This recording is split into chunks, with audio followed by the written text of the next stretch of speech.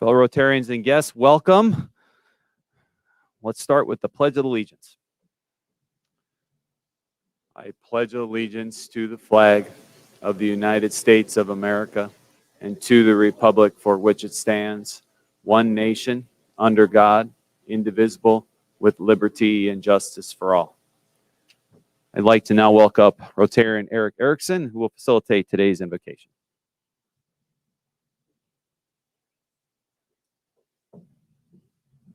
Thank you, President Jason. Good afternoon, fellow Rotarians. Good to see more of you in person today. And good afternoon to everybody watching online. Please join me in prayer. Lord, we ask for your presence today at this meeting. We ask for your blessing on everyone who's participating either here or remotely. We thank you, Lord, for those who prepared this meal today, that it may be blessed to our body's use. We thank you, Lord, for all of those who are in the food industry and for all of the families that industry supports. We're grateful for that. We're grateful for sustaining them through the trials that we've had. And we pray, Lord, that we can all make it to the light at the end of this tunnel and that we all feel compelled to support and celebrate their industry when it is appropriate. God, for the cold today, while we're grateful for the reminder that we're human, as we enter the cold and feel it against our skin, Lord, we cannot forget those who are subject to it, who are vulnerable to it, who are exposed to it and have nowhere to go. Lord, we are grateful for the organizations like the Bishop Dudley House that dedicate their life and their careers to protecting these most vulnerable. We're grateful for them, Lord. And today, Lord, as we meet, we know that we are seeking what is true and what is noble and what unites us. And we celebrate that today, Lord. In your name, amen. Thank you very much, Eric. Appreciate that. We have a number of guests today, and we are going to allow for the mic to be circulated around to introduce those guests. I will start with Joel. Well, Sylvester has a guest. We're grabbing the mic here.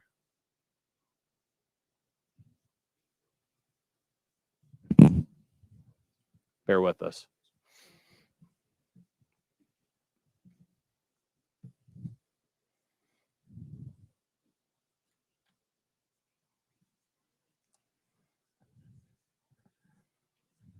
Long pause while we wait. Oh, I can't. Go ahead, Joel. Can't touch it.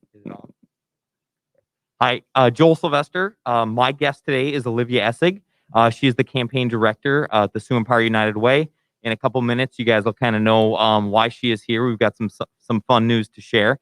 She is also this year co-chairing the Women in Business event, which is coming up in March. It's going to be a virtual event. If any of you haven't attended or had female leaders in your corporations attend, I would highly recommend you check it out. Erin Brockovich is this year's leader, as well as they've got some fun networking and leadership opportunities. So welcome, Olivia.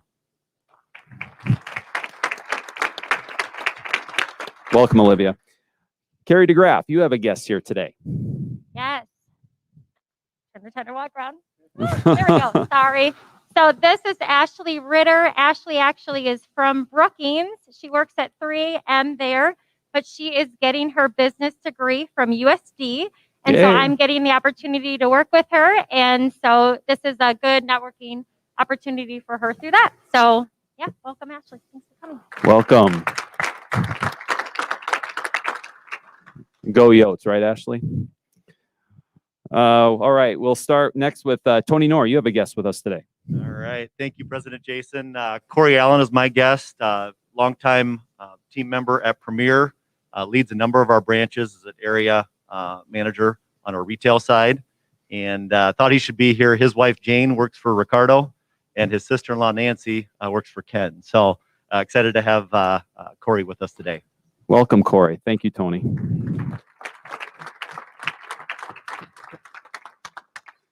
All right, Tyler Tortson, you have a guest with us today. Yeah, good afternoon. Excuse me. My guest with me today is Lucas Heitkamp. Lucas is originally from Sioux Falls, was a former intern in our office with Senator Rounds, and then now is on staff as a constituent service rep in our Sioux Falls office. Finished up his undergraduate at USD, and Wow. is currently finishing up his master's at USD in history and public administration. So go Yotes, and help me welcome Lucas. This club just keeps moving in the right direction. I just know it. Matt Paulson, you have a guest with us today. Hi, my guest is Knox Thatch. Until recently, she was the Vice President of Communications and PR for My Place Hotels. She recently moved to Sioux Falls, and now she's starting a marketing agency. I'm told she was a student Rotarian back in the day, so not her first time here. And then she was also a big help with the Market Burger project with Chef Lance. So we're here to support Chef Lance. So I think that's it. Very good. Thank you. And Rick Melmer. Rick has a guest with us today.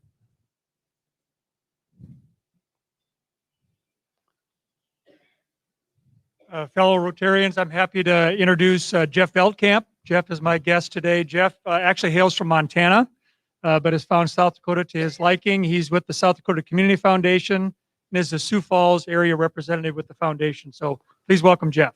Welcome, Jeff. Thank you, Rick. And like to just recognize Dwayne Walk is with us, roaming Rotarian. Dwayne, thank you for being with us today. All right. Thank you for joining us, everybody. And please come again. We'll now move into the Rotary business. And would really like to call out Joel Sylvester, Rotarian Joel Sylvester, and Olivia for the exciting announcement that just came out this morning on what a campaign the United Way was this year under extraordinary circumstances. There's a video that will play here today. Would love to just share it with you. Thank you.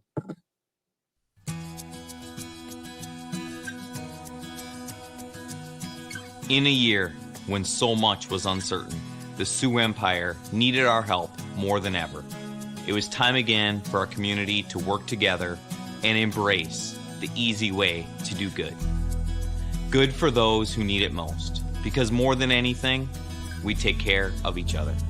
It was with that in mind that the 2021 Sioux Empire United Way set a $10 million campaign goal. A lofty goal, I'll admit, in a year of such turmoil. I'm thrilled to announce that we exceeded that goal by raising a total of $10,044,959. Your generous donations will help children, vulnerable adults, and people in crisis through agencies like REACH, Active Generations, the Children's Inn, and so many more. They'll provide critical aid to those who are homeless, food insecure, or struggling with thoughts of suicide. Because of you, the people we serve have access to real-life solutions, support, most of all, hope. So thank you all for sharing the good.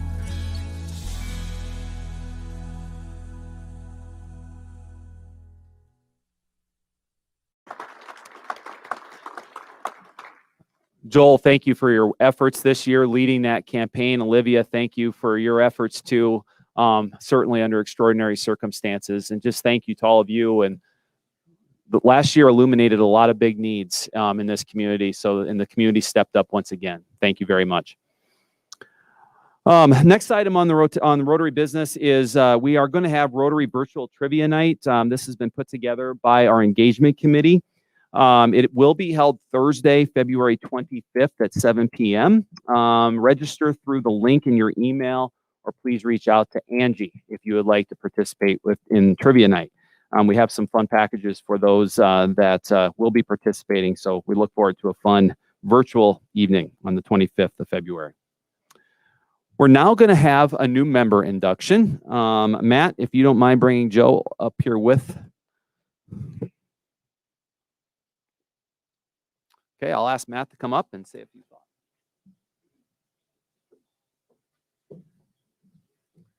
Thank you, President Jason. Good afternoon, everyone. It's my pleasure to introduce a work colleague as a sponsor of a new member, Joe Kipley, son of our very own Mr. Dan Kipley.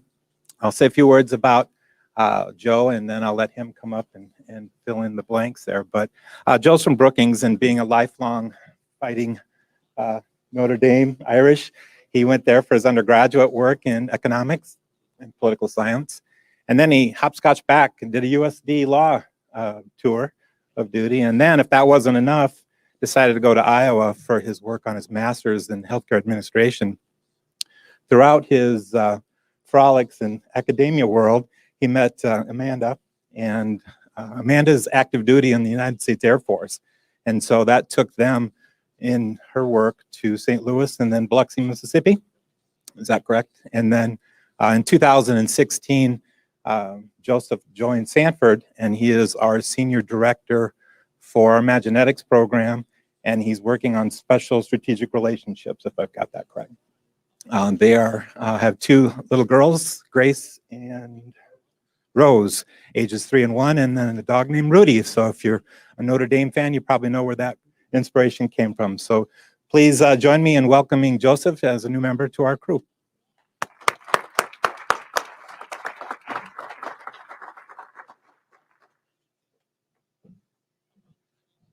Thanks so much for that introduction, Matt, and just so glad to be standing before you all as a fellow Rotarian now, a fellow member.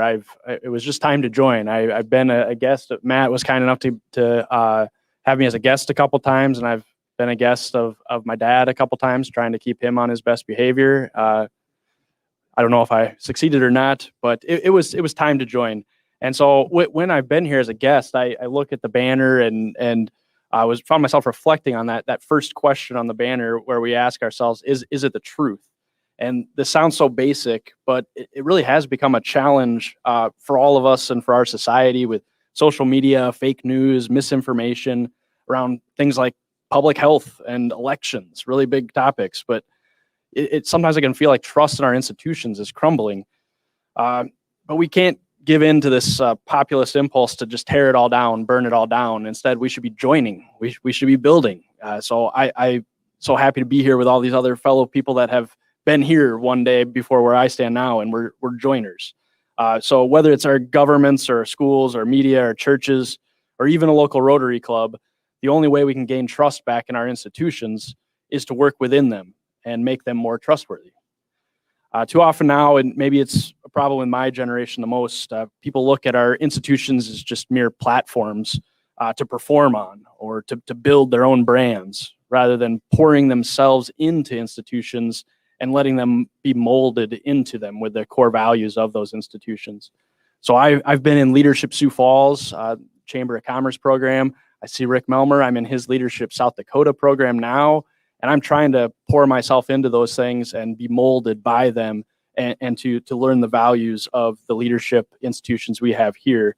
And Rotary is one of those. So we have a lot of reasons for optimism within my generation, a lot of great leaders in Rick's program, the Leadership Sioux Falls program as well. So I just look to this place and coming as many Mondays as I can to join the conversations here, where we'll have a lot of important conversations about the challenges we face in South Dakota as well, and what challenges face our institutions. But I'm just a firm believer that joining and being part of the solution and inheriting those institutions from my dad so I can leave better institutions for my two daughters is definitely part of the solution. So thank you for the warm welcome, and I look forward to talking with all of you. Thanks so much.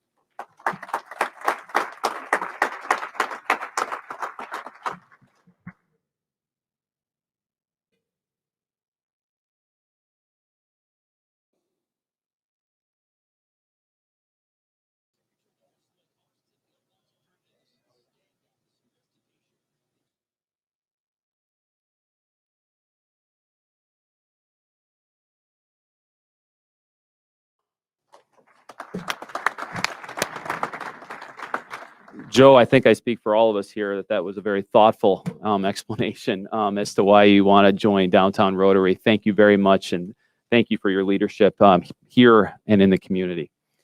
I'm now going to turn it over to Vani, who will once again facilitate an exciting conversation. Yes, I kind of want to redo my introduction. I just said thank you. I didn't have anything cool to say. Well, we're here for yet another conversation here with our Rotary family. And as we know, COVID has had a profound effect on every sector of our community, but one in particular, and this particular sector holds a special place in my heart and stomach, which is restaurants. And so these folks represent different parts of that community that has been deeply affected by COVID, amongst other things. And so we're going to talk about that today. how they pivoted, how they worked through their situation, where they're at now, all of those type of things. So first, let me just start by introducing at the far end, Ken Bayshore, Vanguard Hospitality. Then we have Chef Lance White of Chef Lance's on Phillips. And then we have Ricardo Terra. I just asked him like 30 seconds before how to do it right. Terabelsi of our wine bar. And thank you all for being here, gentlemen. We appreciate you. My first question would be to you is, when did COVID get real for you? Obviously, you know, you all were in different places. So if you could set us up where you were at, and when did it get real? When did it click on? Where were you at before? And kind of how did you know you were into something? Well, I was at MB Haskett's with a couple of my friends for breakfast. And as I was leaving, I had NPR on. And I was like, what's going on here? I was like, we need to, I ran over to Minerva's and I got my laptop open and I was like, this is not good. I called my business partners and I can't remember. So we closed on the 21st of March. That was a Saturday. And I can't remember if it was that Wednesday before or the Wednesday a week before. It was pretty wild. Was that a slow burn for you? Was that something that, because, you know, we were having stuff come out in February and a little bit before that, and it seemed like something that was across the pond. We might not have to worry about it. And then I feel like March, it felt more, it really hit us. Yeah. Absolutely. You know, for us, we were coming off an incredible December in the year before. Yeah. And of course, January, February, we always expect to be a little bit slower because of the winter. But we had a record January and a record February, just events and people. Just it felt really good to have that much momentum. That came to a screeching halt within the first 2 weeks of March. That's kind of when that was my aha moment. Like, this is happening, and we closed around the same exact time they did, and we went to a takeout only curbside service model. And speaking of, we pivoted very quickly. You know, we were doing 1 to-go order maybe every other week before COVID. Wow. And we went to 100%. So yeah, you got to adjust.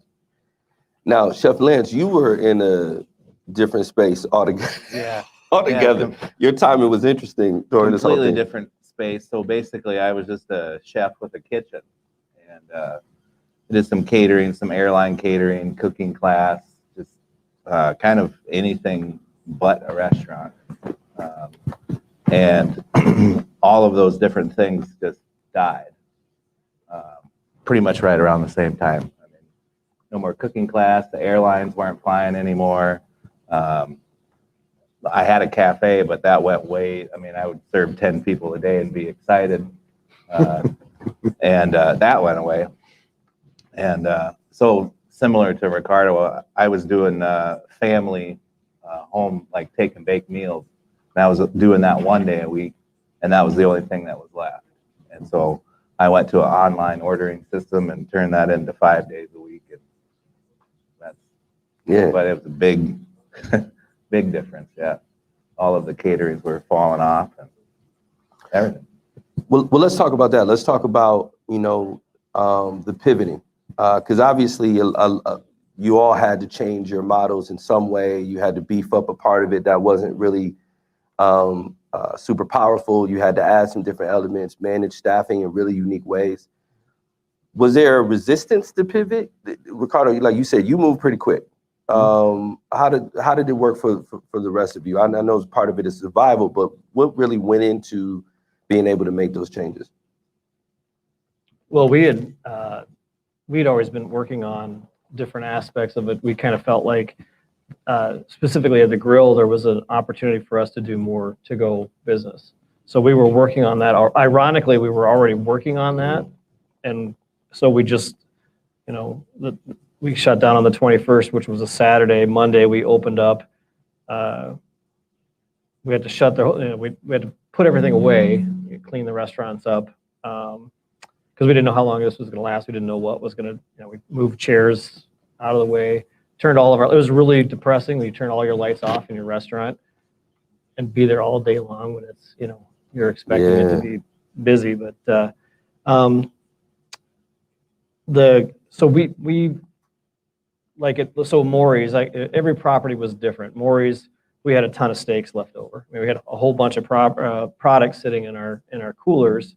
We called the state and said, can we sell steaks? Because we're really not licensed to do that. We weren't at that point to sell steaks raw.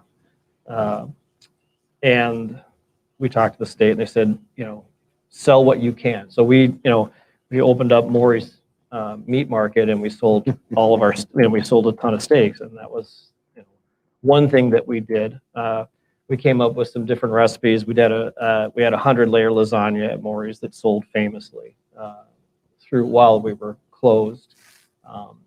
And the grill, to put it in perspective, we would probably do $200 to $600 a day in to go. So at the peak of the grill when we were doing to goes, we were at almost $7,000 a day. So it was huge. It was great. I mean, I had an awesome team, and everybody pulled together, and we did a really good job. And that the same thing with, Minerva's was a little bit quieter because downtown pretty much emptied out. Well, actually, let's stay on that for a second, because there was a very unpopular decision, but a very necessary decision. That salad bar. Yeah. I tell you. Really gonna bring that up? Yeah, I mean, I didn't want to ask, but people want to know, man. I mean, that was a hot button. That was a big deal. It is. It still is. You don't even, that's something that we probably take for granted. Well, of course we do, but that really was, I had no idea that was as much of a thing. It is a thing. As it was. It still is a thing. We probably get 20 phone calls a day at least. Weekends is a lot more than that. It's probably triple that. So are there any updates that we can break here? When's it gonna open up? So is there you got any updates for us that we could break? It's coming soon. It's coming soon. Heard it here first. I think it's probably inside 14 days. Okay. Yeah. All right. There'll be a lot of happy people. Everything's on a slow boat from China, like all the plate. Because we got some new stuff coming. So we did that. Yeah. Awesome. Well, that's good to hear. Yeah. It's exciting. So our team has been working on it for a long time, and we got some strategic partnerships with some local farmers that are doing some things for us. So it's going to be pretty cool. So yeah. So Chef Lance, for you, because like you said, you had that part of your business already established. Yeah. It was kind of the only one. What changes were different for you? Was it just a marketing situation? Was it just the way that you approached it? It was a timing thing. Without sounding cliche, some things are meant to be. My wife was a nurse, and right about the same time, her mom's brain cancer came back. Mm-hmm. And so she was going to need more attention. And my wife was, do I want to be going from the hospital to my mom's house every day? So we had talked about working together before, but it seemed like the timing was right. Yeah. And so I owe the success to her, because now I have a full-time marketing person. Yeah. And so her first day, she sold like $800 worth of food for me, which for a one-man operation was beautiful. Yeah. And then she just didn't stop. So it was a blessing, because it was all that I had left. Yeah. And another thing, and I don't know if anybody else can relate to this, but my business specifically, it seemed like people were coming out of the woodworks to be like, hey, can I buy a gift card? Mm-hmm. Hey, here's $200 for, some family. Like, they didn't even live here. They were in California, and they sent me money to just pay for someone. Yeah. So the community support was definitely there during all that. For me, I felt that big time. Yeah. Now, Ricardo, you moved quick, so it was just bang bang for you. Yeah. I do want to comment. At the beginning of 2020, I said there could be nothing worse than the 8th Street Bridge being closed. this year. And I apologize that I said that. Yeah. Because in March, I was like, wait, there is something. There There is is, I know, something. right? Turns out. But you know, you might as well work on a bridge during a pandemic. So it actually, Yeah. things are meant to be, Yeah. happens a certain way.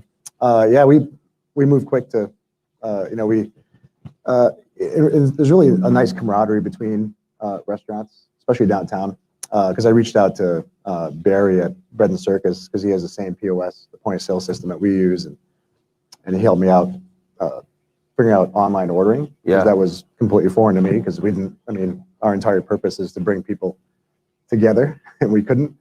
So we set up online ordering real quick, and that worked out really well. Phone calls came in. To Chef Lance's point, the community support was incredible. You could just tell people were just adding stuff on just to add stuff on. Like, give me an extra dessert, or throw in a couple bottles of wine, or give me a 200. How was the extra dessert? Yeah, I know. You know, random people calling, hey, can I buy $1,000 in gift cards? I'm like, can you? Yeah. Thank you.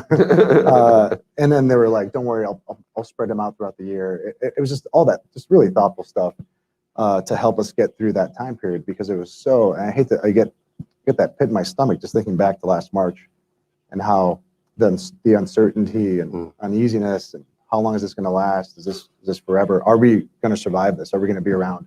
Yeah. But we had people that were very open about why they were supporting us. And they said, we're here because we want you to be here when this thing is over. Yeah. And that's Sioux Falls. That is Sioux Falls.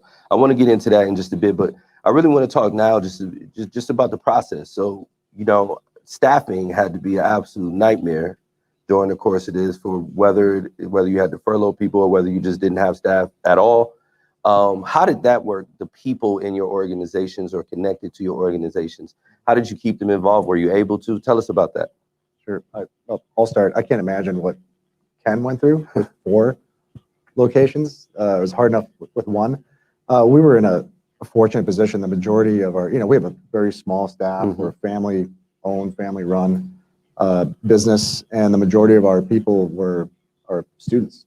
And so for them, it was, and they're mostly part-time, and so they were at home anyway doing, you know, studying. And so we didn't have anybody come in. We had our executive chef, and then our sous chef, and then Corey's wife, who's a big part of our business in terms of staffing, kind of come back slowly throughout March and April while we were closed, and then we reopened in May, and it was seamless. We're very fortunate. We didn't have to go through any major furloughs or anything like that. Yeah.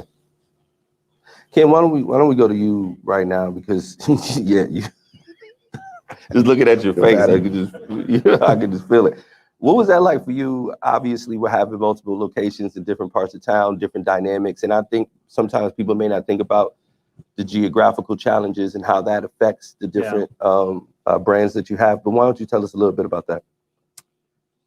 Well, we had to have it, you know, we just, Tim and Michael and myself got together, Megan got together, and like, you know, like, what do we do? You know, where do we go from here? I mean, just that first day. So it was just everybody that was salaried stayed on. And then we kind of, I don't know. It was just really hard. I mean, like at the grill, I had 57 employees. We were down to 13. So we operated through that whole entire time when we were closed with just to-go food. Just as one example. I mean, that was kind of the story at each location. So that was really rough. Telling everybody, you know, that, hey, I'm sorry, but you know, we just in the week before was so, like, you know, I was Sunday brunch at the grill. We would do 500-600 people in that day. And that Sunday before that, or that Sunday before we closed, we would normally do like $9,000, and we did $2,000. And I just, you know, you could just see it. You knew it was coming. Everybody, it wasn't like all of a sudden the light switch went off. It just kind of continued to go down. So it wasn't any surprise. It was really hard to tell your staff that I'm sorry, you know, I don't. They're like, you know, what do I do? I'm like, I'm sorry, I don't know what to do. I don't know what to tell you what to do. So that was hard. And, you know, we had to do that story 4 times, you know, so that was crazy. And then you just got like, you know, after you got through that part, okay, now what do we do? You know, where do we go with this? So in the afternoons between lunch and dinner, you had a lot of time to think about what's going on. You know, what do I do with my time? And then, you know, we started looking at, well, let's turn it into a positive, and let's, because we all move so fast and we got so many things going on. Now we have time to actually look at our business model and what can we do better. So we worked on a lot of things in that regard. So we had time to do that. And I don't know if you all might know my business partner, Tim Meager. He's a really deep thinker. He makes us all slow down and really look at things and for the why. You know, why are we doing it? Is that the best way to do it? And is there any other way we can look at it? So that's how we spent the last 9-10 months, is just looking at every aspect of our business. So what did you come up with? I mean, because, you know, I'm sure it's everything from it sounds dumb, but like, you know, your point of sale, like, you know, are you like, is the database set up correctly? Is everything pointing to the right direction? To our handbooks, to policies and procedures, to finally getting all of our recipes into some format so that we can correctly cost out our entire menu. So we moved everything. We use a system called Margin Edge, and it's really cool. Once you get it set up, it's amazing. It's a lot of work to get it set up. So we've been working on that. Nancy has been intricate. She's done a really good job with helping us get that done. And we've basically got 3 restaurants of the 4 done. Wow. And so, but it's taken 7 months to get that all done. So there's those types of things. It's it's given us an opportunity to do that. Because again, you know, in the afternoon you have a lot of downtime, right? No, for sure. Now, making those changes and doing all of those things can do a lot for your business. They can do a lot for your restaurant and all of those other type of things. Chef Lance, you were a little bit different though. You said there's a pandemic going on. What I'm going to do is I'm going to open a restaurant. Yeah. Yeah. What was going through your mind? That was your idea, I thought. I mean, I threw it out there, but no, the story behind that, obviously, we were having the take and bake meals was just one part of my business model. You know, like I was just making money 1 day a week doing that. And then the rest of the week I was filling it in with all this other stuff. And my wife selling this food all the time, I was busy and it was hectic getting it all done with the limited amount of kitchen equipment and refrigeration equipment that I needed. It was daily trips to the market. And so, and it was just the 2 of us and then my son. And I wasn't looking for it. There was a friend of mine owns the boutique next door in the Jones building. And she said, who wants to be my neighbor on Facebook? And we were kind of looking to see maybe what other kitchens are out there that we could maybe, you know, rent and offer more things. And the story is I missed the 0 in the lease. That's honest to God how we got that location. Because I texted the landlady, I knew her, and I said, you know, what do you want? And I put the phone in my pocket, and we went and saw Ferris Bueller's Day Off at the cheap theater. And we got out, and I was talking to my wife, and I was like, oh, she only wants this much for it. We got to go look at it. I told her we'll go look tomorrow. And we got to thinking, she said, how much does she want? And we looked, and I missed the 0, but we'd already committed to look at it. And Up or down? Up. Up, yeah. Oh, right. Definitely up. Definitely up. Yeah. But again, things are meant to be. And Rayfeld was interested on the other side of the facility as well as in the basement. There used to be a hip hop club down there way back. Yeah, way back. Sweet Ease. Anyways, and so they were interested in using that part for their framing work that they do. And so that original number got cut into a third.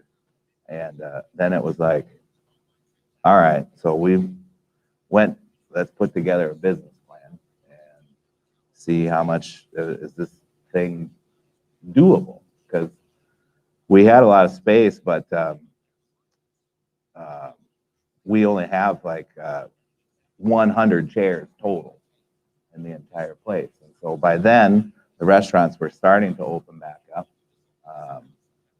And so we thought, well, if we start really small, and we can always grow, but the take and bake meal delivery and some of our caterings were starting to come back. And so we're like, we think we can make this happen. And so I think 10 days later, we signed a lease. And 40 days later, we were open. And we weren't sure at all if anybody was ever going to come eat there, just because of when we opened.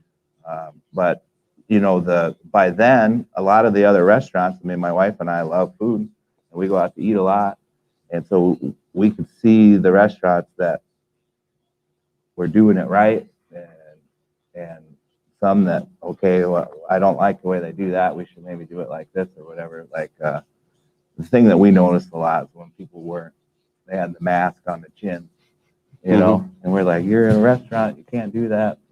Just different things like that. You watch them play with their hair. And so that was one of the things that we really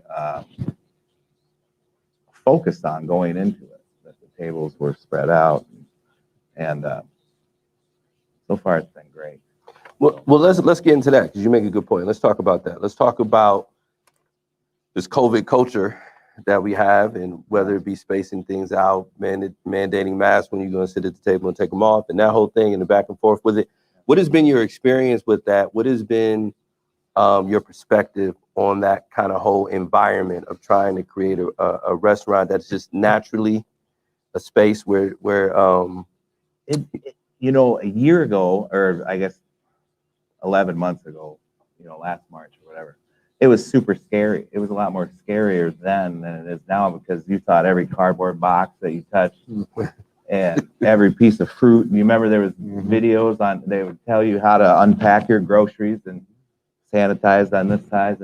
And so it was a lot scarier then than it is, I think, now. I think and because they didn't know how it spread then, and did it live on surfaces for 2 weeks, and was it just floating in the air? And if so, then we're all screwed. It was like we didn't know. And now it seems as though most of the people are like, all right, this is what we need to do to try to help each other. So but yeah, a year ago, you didn't know. It was uncertain. And now it seems like those that are ready to go out to eat and take some precautions while they're there, they're going out to eat. And the ones that maybe aren't ready to go out to eat, then they're taking advantage of some of these other services that we have of, the take and bake and to go. And so it's amazing though. It's still 50-50 with masks. I get calls that say, "Are you wearing masks?" And we say, "Yep." And they're like, "Okay, good, because we wouldn't come if you weren't wearing masks." And then I get those phone calls that say, "Are you still wearing masks?" And we're like, "Yep." I'm not coming until you stop wearing the masks. And it's incredible how polarizing it is. But we took the Safer Sioux Falls pledge. We're doing all that. We're blessed with a really large space, so it was relatively easy for us to spread tables out, especially bringing live music back, which we felt was really, really important. The bottom line is we want to provide some sense of normalcy, some sort of escape from, if you're on Zoom calls all day, I want you to come out and feel like, oh, look, there's a jazz quartet, really good food, really good wine, and it was a nice evening out, and it was safe. Yeah. Ken, for you, having, again, multiple spaces, trying to keep up with this information, trying to get it disseminated to so many folks, how was that process for you? Well, I think because we were in the properties all day long and talking to our managers, it was, every week changed. I mean, start going back into March. I mean, you didn't know all that with the uncertainty of all of it, and then you kind of started to fall into a groove. We when we originally were opened up, it was a 50% occupancy, and every table had to be 6 feet apart. And we followed that. So the booths, you were every other booth, and then I think it was like 9 days or 11 days later, they just said, just open up. You do what you feel is necessary for your business, and that's we still try to follow the 6 feet. The booths, we're seating every booth now. We still ask that our staff wear masks. When a guest asks me when they come in and they don't have a mask on, and if they ask me, I will tell them that the city mandates that you wear a mask. And that's all I say. I'm not gonna, because I'm not gonna get drawn into a debate on it. Right. So Absolutely. That's been hard. That part, we've had a few instances where, I'm not gonna go into details, but it was just, like, we're just, everyone has to manage their own risk on this deal. So we're lucky at the grill. We've got a big space. So if you want to be in a corner, we can accommodate you. And same thing with Minerva's. Maury's is not as many places to hide the grill, or Cabana. We got lots of places we can tuck you in if you're first time coming out. And this week was great. This last week, I saw so many people I haven't seen in a year that came back out, that are starting to come back out. Yeah. And the dynamic is changing. Before it was just like mom and dad coming out, or mom and dad and the kids coming out to eat. And now it's a table full of women coming out for celebrating somebody's birthday. I mean, in the last 3 weeks, it's changed a lot. Yeah. Well, one of those things, which is close to my heart. Birthday? Bacon? Well, all of the above. Okay. Bacon for sure is up there. But that dovetails into this as well, which is just burger battle. For me, we actually served together, Ken, for some time on the DTSF board. I still am on the board, and I've been around for the entirety of the burger battle, and to see what that has become has been really amazing. To give people an idea of it, in January, in a single month, over 31,000 burgers were purchased, nearly $500,000 in direct sales, and almost $1 million in economic impact. We see communities, surrounding communities, participate in some way, plug into it in some way. For those that participated, what has that experience been like? Because we talk about the community really coming out. And I think one of the things that Burger Battle showed us, even though it's a promotion that we do, I think it showed us how when there's a collective intention to affect a certain part of our community, how wild it could become, and how big it could become when people decide we're going to help this particular sector of our community. So what was that like? Because it's also stressful too. I think some people think it's just a layup. You turn the light on and then you just make a bunch of money, but it's stressful on your teams. There's a lot going on. Tell us about that experience. Both. You go first. I'm Okay. anxious to hear. Well, we did it at Minerva's, and Minerva's is not typically a place Is it your where first time? No, No. yeah, well, I think this was actually like our first time anyway, it doesn't matter. This was our first one. And we've been working on a burger. It sounds really silly, but we've been working on a burger for 9 months. We started out with just the grind, and then So we worked on all these different things. We just kept building on the knowledge of and the experience of what this burger is going to look like, and that's what we served at the burger battle. It was just a cheeseburger. The secret is each side of the bun had 2 pads of butter under it so it was really crispy, really good. And we sold a lot. I don't know the actual the numbers that we sold, but it brought a lot of people in town in January and February when it was Minerva's is down a lot. I mean, we're over 50% down in customer count this year versus last year. Yeah. So I think bringing people downtown, it gave people an excuse to come downtown. You saw groups of 2s and 4s that came down. There was even people that were really kind of nervous about going out. It might have been their first time coming back out into the restaurant world again. And so we sat them over on the Paramount side. They would sit by themselves, and they were so thankful that they could just at least feel a little bit normal. So I thought it was an amazing experience. I think that all of the self-promotion from all the restaurants collectively, it was a win. It was a win for downtown Sioux Falls. Yeah, and it was something for everybody to rally around. That was the cool part about it. Yeah. So felt good. Yeah, it did. Chef Lance, how was it for you? Because you first time out, first time in the game on this. Yeah. I have quite a few friends that work in different restaurants in the downtown area that had participated in the past and that sort of thing. I wish I would have talked to them because we literally we had no idea. Of course, Matt approached me and asked if he could kind of help, and then he said, hey, if I do it, can I donate to a charity of your choice? If we name it after you, we collaborate on it. Let me just pause real quick. Yeah. That is from Market Beat, Rotarian Matt posted $31,000 to Call to Freedom. So let's put some context on that. That's a big deal. It was a huge deal. And when he asked me, I had no idea that it would be anything like that at all. It was a lot of fun to design it, but I kind of went overboard on it.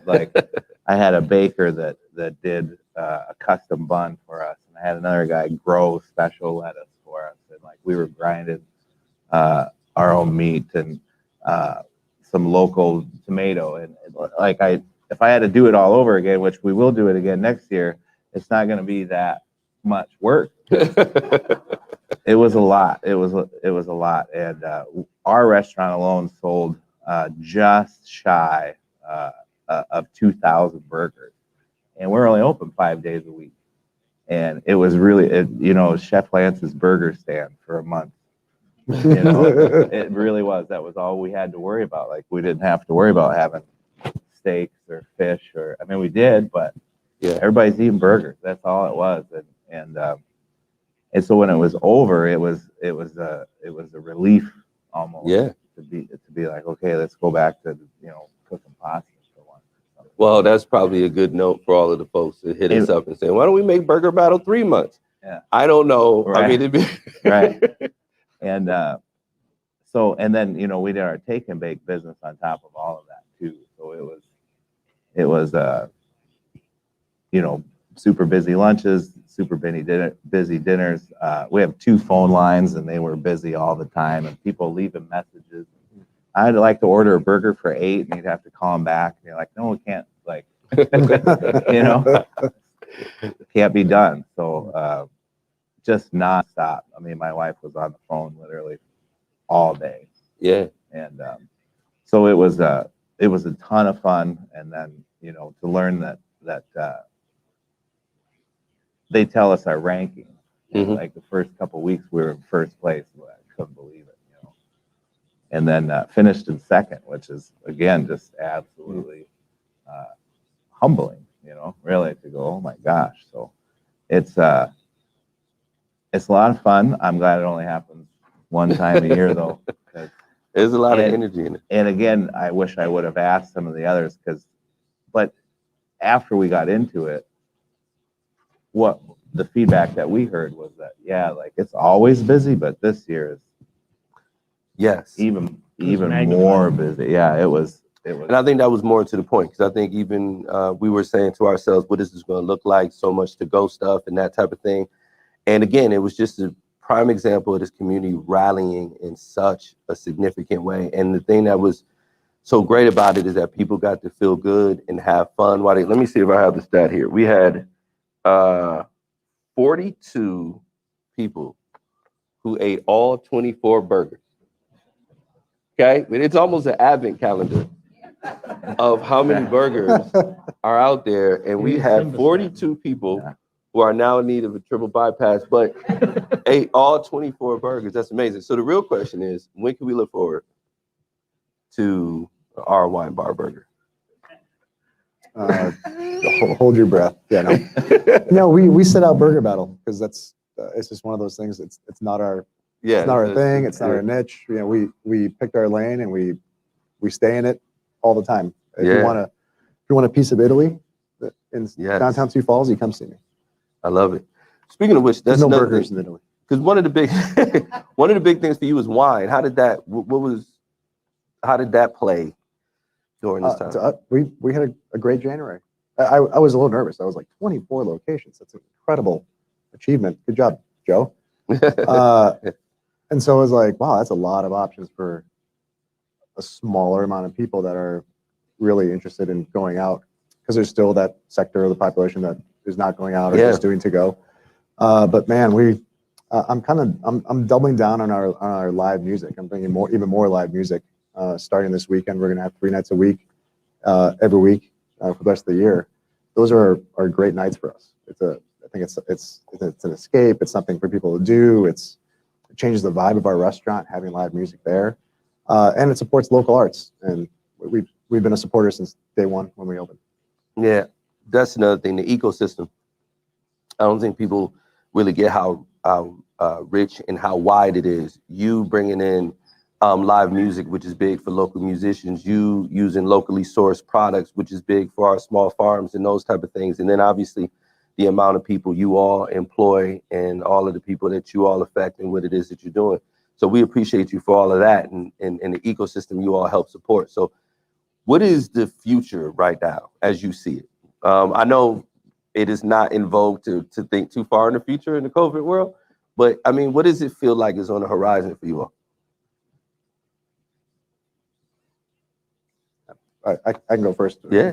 For us, I think it's there's always encouraging signs every day. One of them is the number of people requesting for in-person events with 30, 40, 50 people in the future. Like they're all booking out to, they're looking at July, August, September, and beyond. And I think that's super encouraging that people are, at least the consensus that I'm seeing is that by summer, people are hoping that things are as back to normal as possible and that they can host their corporate event or rehearsal dinner or whatever it is. Yeah. Chef Lance, how about you? Patio season. Yeah. So at our location, our patio was in definite need of a touch up, and you can't just touch them up. You have to rebuild them. And so we'll have a brand new one here shortly, but and I don't know how excited I am about that. That just means I have to cook more food all of the time. And so I think that's our future. We do have a private dining room as well. And like he was saying, that people are starting to book that out, you know, for a groom's dinner or like you said, a corporate event where they want to get together and have a meeting. It's big enough to where in COVID, we would have 2-3 people back there because they would request that. You know, like you have a private room. We're leery about COVID. So that's our future, and then I'm sure the catering. We just keep doing what we're doing, really. I have a new menu coming out, and probably come out with another one in the future, and switch that up. I don't like to do the same thing all the time, and the beauty of our restaurant is that we own it and everything's paid for. So it's not the bank that owns it, we own it. And we can literally do whatever we want to do. You know, the concerts right across the street, what's the name of that place? Levitt. You know, there's going to be a lot of foot traffic. I'm thinking hot dog cart on the corner. Right? Visionary. Right. I mean, foot traffic. People got to eat. Should have a hot dog luge. Yeah, right. Something. So, what we'll actually do, you know, society really dictates a lot of this stuff for us restaurant people. You know, bad weather means we're dead, you know, that kind of thing. So, you know, just, and I've always been the one that has said that if society changes again, then we might have to change this again, you know. We signed a 5-year lease and it's crazy to even think about where we would be in 5 years. Like, are we going to, you know, wife and I going to be ready to pull each other's hair out and say, let's not do this anymore? Or do we want to turn it into an event space only and go back to a simpler life? Or will it be so much fun that we'll do it for another, you know, 5, 10 years? So it's hard to know, but first 5, 6 months have been great. Well, we'll be excited to watch the ride. Yeah. And how about you? Well, I'm cautiously optimistic that it's, you know, I think the next 2 months will tell us what the rest of the year is going to look like. I have a feeling it's going to be like a rubber band. You're just going to pull it, and all of a sudden it's just going to snap and it's going to take off. So I just don't know when that's going to be. I think there's a lot of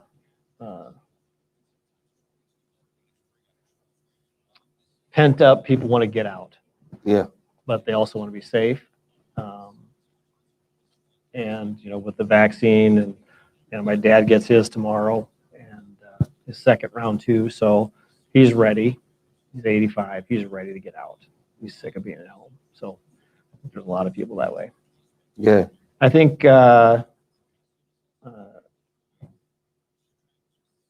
it's going to be, it's going to change. I don't, you know, I was listening to a podcast this morning about it, and, you know, we're lucky in Sioux Falls or in South Dakota that where we're at in the restaurant world. I listen to people out in New York, and man, it's just like, just devastating them. Yeah. You know, multi-generational families, they're just, you know, don't have anything to do now.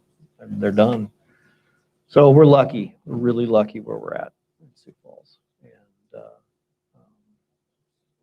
I'm excited to not have this cloud over us anymore.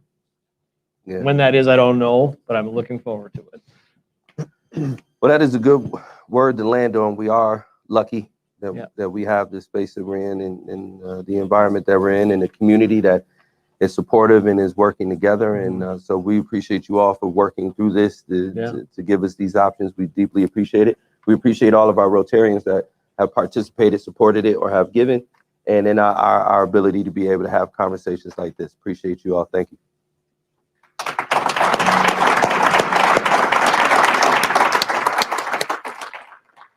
Well, other than being really hungry for a burger right now, after listening to you guys talk so eloquently about the butter, Ken, Ricardo, Lance, thank you very much for sharing your stories. There's no doubt that your industry has been challenged more than, frankly, anybody's. And I appreciate you guys opening up your hearts and minds to the Rotarians and to those who are viewing of the challenges you guys have faced over the last 11 months. Fellow Rotarians and guests, next Monday we will not be meeting. It will be President's Day, but we will be back together again here on February 22nd, where our program will be the South Dakota Hall of Fame inductees. Thank you, everybody. This meeting is adjourned.